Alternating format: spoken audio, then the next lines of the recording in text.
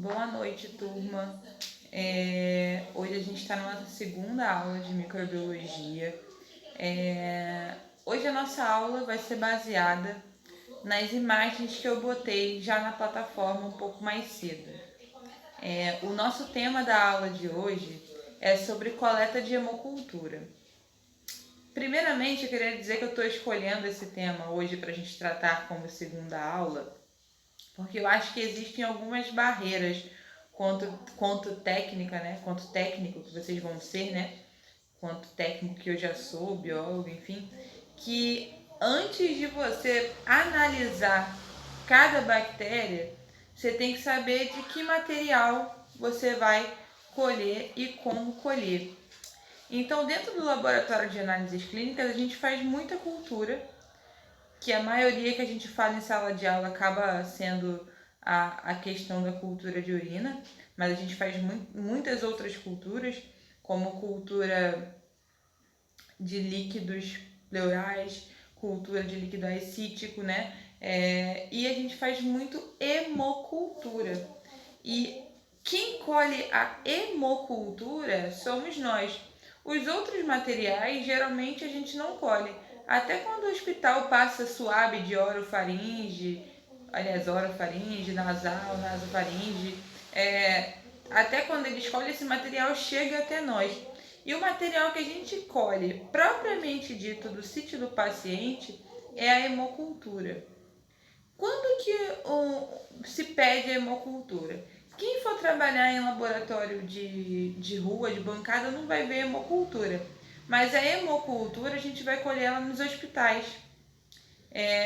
Toda vez que o médico desconfia de alguma infecção, né, e quer saber, né, uma infecção sanguínea, que a gente chama isso de septicemia, né, quando o paciente tem chance de ter sepsis, a gente colhe essas hemoculturas. Quando está no hospital, a gente vê que isso é mais comum do que qualquer outra coisa. Existe muita coleta de hemocultura como qualquer outra cultura ou qualquer outro exame, né? Todo dia tem hemocultura. Não é um exame de rotina, né?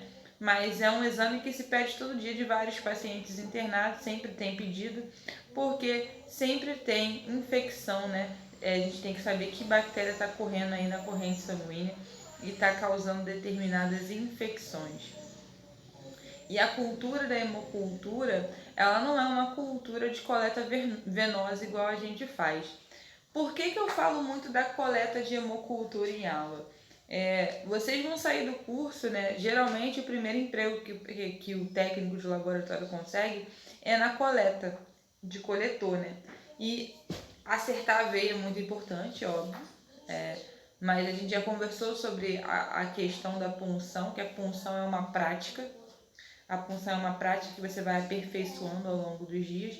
Mas a coleta de hemocultura, saber colher de maneira correta e você saber isso teoricamente te faz um diferencial no dia a dia de trabalho para fazer uma entrevista. Aproveitem a quarentena, né? Quem tiver de quarentena, aproveitem para fazer cursos online. Com certeza tem curso de hemocultura online aí para falar sobre como ocorre a coleta, que caso espere. Aproveitem esse tempo para estudar. Eu dou uma dica do curso do Ministério da Saúde mesmo, que a gente chama de Telelab. Telelab tem um monte de curso de análises clínicas lá de graça, com certificado. Telelab, deem uma olhada lá. Mas enfim, eu coloquei lá na plataforma de vocês um pop de hemocultura de um lugar que eu achei legal. Mas por que eu botei aquele pop? Para duas coisas. Primeiro, que eu queria falar do pop, né? Que é um procedimento operacional padrão.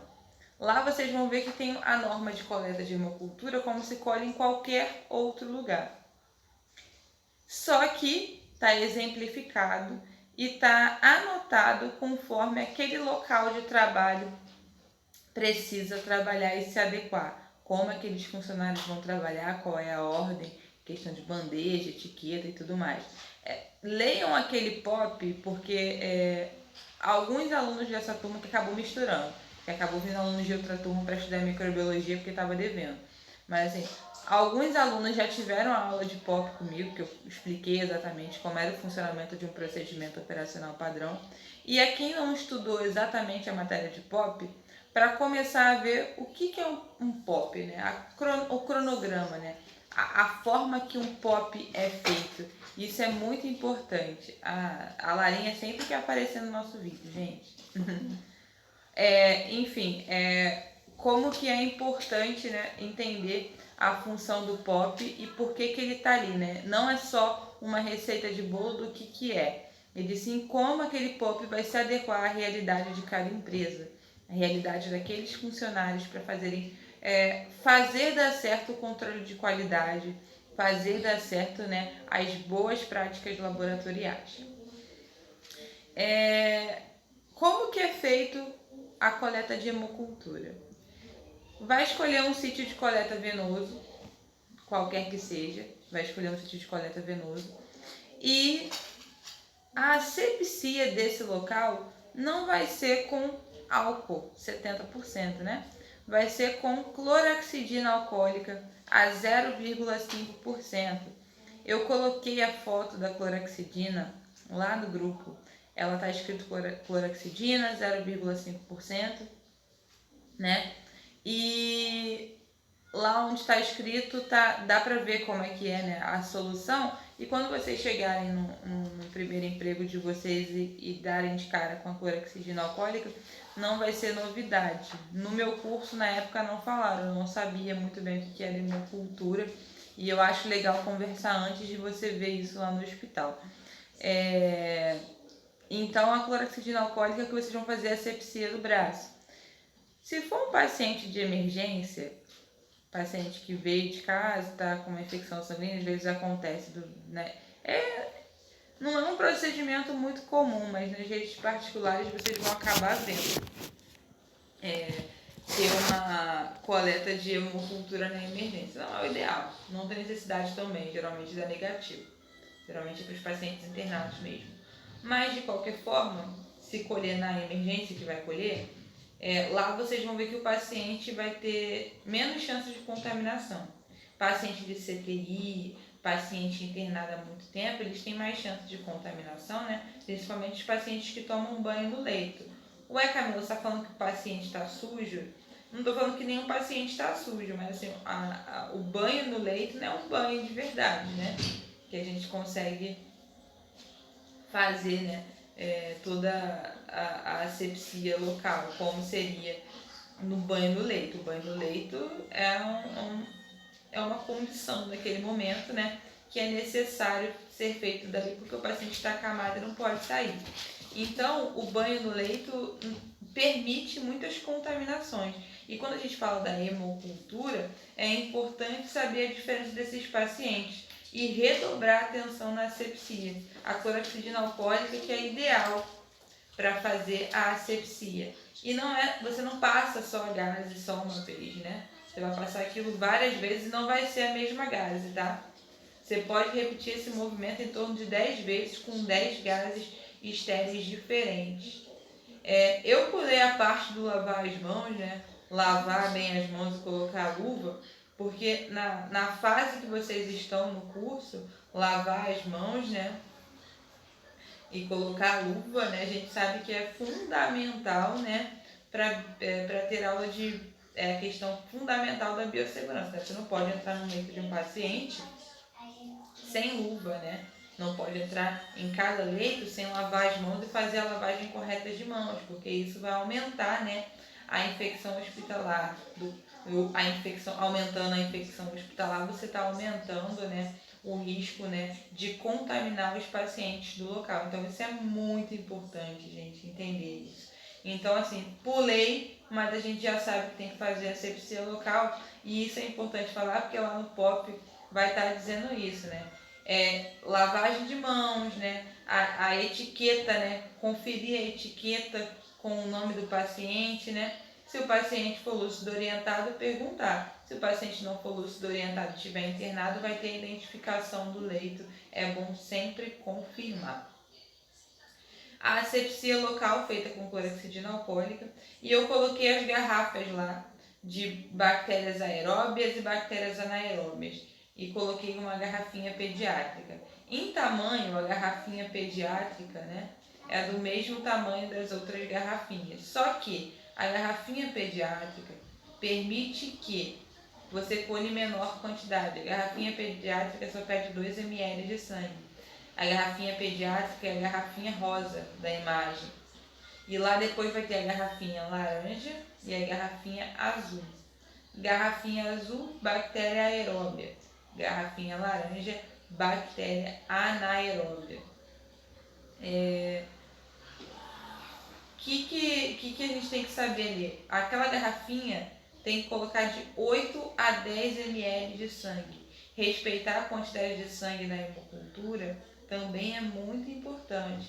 Então tem que colocar de 8 a 10 ml. Ué, Camila, se eu não consigo colher menos, eu consigo colher pouco. Se o laboratório tiver a garrafinha pediátrica que permite que colha menos, coloca na garrafinha pediátrica até o adulto. Não é o ideal, mas coloca. Melhor do que você colocar menos que 8 ml numa garrafa que pede mínimo 8 ml, porque senão pode dar falsos negativos, pode contaminar, pode não dar a concentração, né, de cultura, né, de meio, né, líquido que já está lá, não vai ser proporcional ao sangue, também não vai dar leitura. Então as regras devem ser respeitadas, porque senão, né, na fase analítica, que é a parte da análise, né, você não vai ter uma confiabilidade naquele resultado. Então isso é muito importante.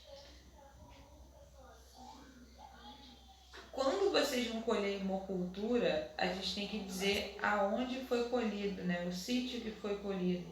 Braço direito, braço esquerdo, veia cefálica, aonde que foi colhida essa hemocultura.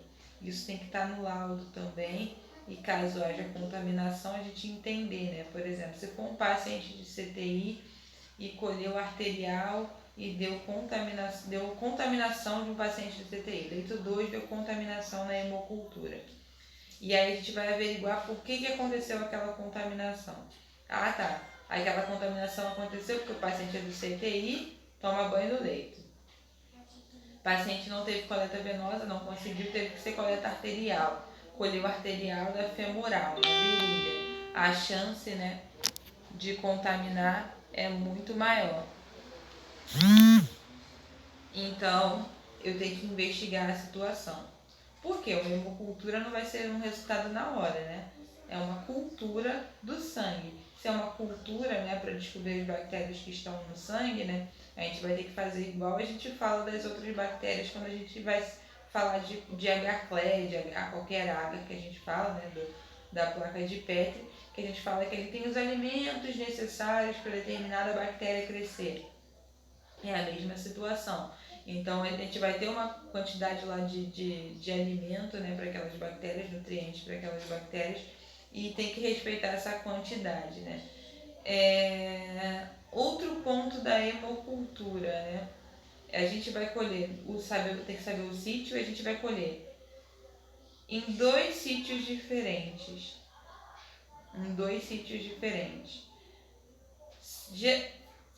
A quantidade geralmente é o médico que escolhe, né? Mas geralmente são 2 culturas aero e uma anaero, é o padrão. Mas pode acontecer de ter mais. Primeira amostra, segunda amostra. Se você for colher a amostra do mesmo sítio, ou seja, escolhi a veia basílica, ponto. Colhi aqui desse paciente, agora eu vou colher do lado esquerdo e colhi uma do lado direito.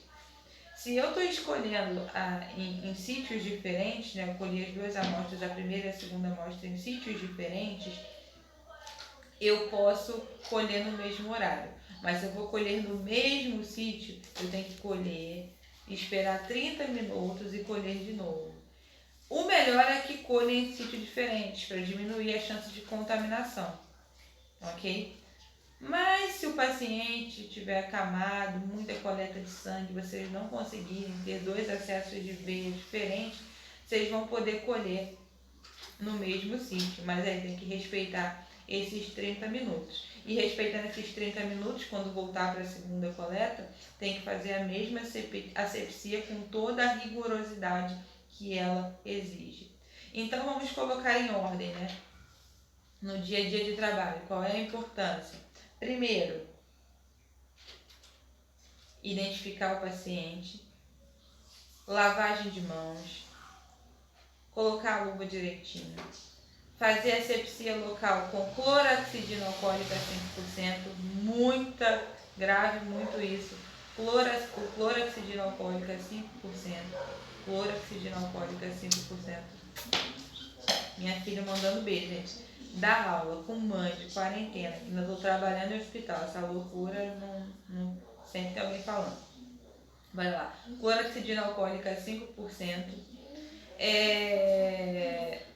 Colher em sítios diferentes. Caso não consiga colher em sítios diferentes, se o paciente não tiver um acesso legal, colher no mesmo sítio, mas vai ter que esperar em 30 minutos. Retornando esses 30 minutos, a gente vai voltar, né, e vai colher novamente, fazer todo o processo novamente, DCT com cloroxidina alcoólica, identificação. Horário da coleta tem que colocar para a gente ter a noção exata do tempo que aquele sangue está no frasco, ok? É muito importante. Outra foto que eu coloquei lá, gente, que aquilo lá é automação não de primeira não, porque claro que existem muitos maiores, né? Eu estou trabalhando agora com Bactec, mas eu já trabalhei há muitos anos atrás com Bactec, ele não é novinho no mercado, mas ele é muito bom. E dá para vocês terem uma noção de como é a rotina da hemocultura dentro do laboratório. Então eu botei lá o Bactec de cara e depois eu botei uma foto aberta com o Bactec com as garrafinhas de hemocultura. Aquele aparelho ali, ele já dá uma prévia do paciente. Então assim, cultura negativa, aquele aparelho já diz. A cultura negativa a gente tem até 5 dias para liberar, a gente espera 5 dias. E se deu negativo, a gente libera negativo. Se der positivo, aí a gente vai ter que pegar aquela hemocultura e aí vai ter que fazer outros testes, né? E semear num meio específico para ver o que está acontecendo. A gente vai semear de acordo com o que o aparelho liberar, a prévia que o aparelho liberar. Então faz coloração de grama, faz um monte de processos. Quando ela positiva, né? Dá positivo, a gente vai investigar por que aquele positivo. Mas é importante entender como o Bactec otimiza muito o processo e principalmente porque ele é muito simples, né? Utilizar a própria garrafa de coleta, você não precisa passar para o meio de cultura, ou seja, tem um custo menor em relação ao material, né? Apesar do aparelho ser caro, mas é um custo-benefício legal. E você colocando a garrafinha de hemocultura lá, você já usa diretamente o meio de lá. Então todas que derem negativo, você já liberou um monte. Só vai retirar para fazer a segunda parte, né? Lá na câmara de fluxo que eu mostrei. A câmara de fluxo que eu trabalho é bem pequenininha, porque ela é uma pré-bac, né? Ela não é uma bacterioscopia inteira, porque é um hospital de emergência. Mas a pré-bac lá, né? Tem a câmara de fluxo lá, que é pequenininha. Mas só para quem não conhece, né? Quem não fez estágio, né? Entender como é que é uma câmara de fluxo. Aquela câmara de fluxo, ela substitui o bico de Bunsen. O bico de Bunsen vocês já viram lá no laboratório da escola, que é onde tem aquela chama, né? A gente vai semear o material lá atrás. Sem o bico de Bunsen, com aquela câmara de fluxo, é legal que a gente consegue fazer a semeadura toda ali dentro sem quase zero chance de contaminação, né? Por causa da luz UV, né? A gente faz a descontaminação local e ela fica fechada, vedada, e é bom para a gente também, né? Porque a chance de estar em contato com aquele material é bem menor. Então a câmara de fluxo também é uma questão de automação que chegou para a gente, que otimiza e também cuida do funcionário. Então assim, a câmara de fluxo é um EPI ou um EPC? É um EPC, né? Porque um monte de gente está ali utilizando, né? É um equipamento coletivo, né? Todo mundo utiliza, né? Equipamento de proteção coletivo, todo laboratório vai poder utilizar e ele é muito importante, é uma coisa nova, né? Mas ajuda no nosso dia a dia de trabalho. E depois eu coloquei fotos lá das plaquinhas, né? Uma plaquinha que... essas plaquinhas são para a próxima aula, que vou pedir para vocês fazerem um trabalho, mas era só para quem não conhece o agar. A parte redonda de acrílico transparente, né, é o nome da placa, a placa de Petri. Dentro da placa de LED a gente tem o agar. Então lá naquele a gente colocou 2 tipos de agar. O agar LED, né, que era o verdinho, que a gente temia muita urina ali, fazer urinocultura. E o outro, que lá a gente usa para fazer secreção traqueal.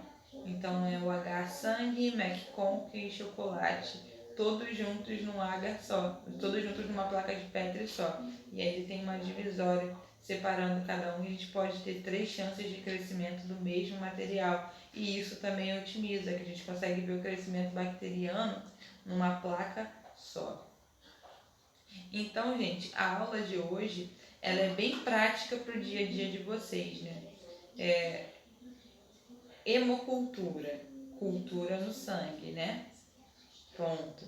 Qual a principal preocupação com a hemocultura? A contaminação.